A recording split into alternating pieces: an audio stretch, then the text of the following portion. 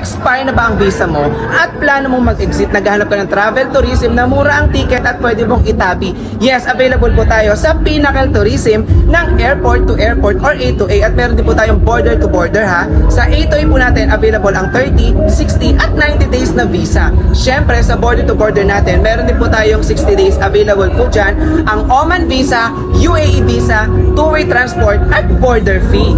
Meron din tayong Abu Dhabi visa change. Meron po tayong tatlong option dyan. Yung option number 1, 24 hours stay sa Oman Airport, 1,350 dirhams po ito, 60 days UAE visa round trip ticket. Ang option number 2, 24 hours stay at Oman Airport, 1,500 po yan, round trip ticket, 60 days UAE visa at Oman or Oman visa. Option number 3 natin, 1 night stay in Oman for 2,050 dirhams.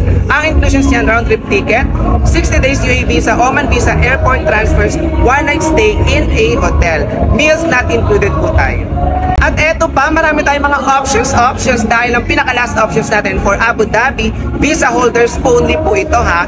Option number 1, no need ng Oman visa. Waiting lang po kayo sa airport for 24 hours. At ang option number 2, with Oman visa, need po natin i-apply 7 days before, pwedeng makalabas ng airport since 24 hours kayong nagstay sa loob mismo ng airport. Ang option number 3 is po sa inclusions. Yes, for more details at kung medyo naguguluhan kayo, mag-DM lang po kayo sa Pinnacle Tourism. Yes, itatag ko po sila dito at pwede nyo silang bisitahin mismo at pwede kayong mag-walk-in. Kaya na pang hinintay nyo. See you!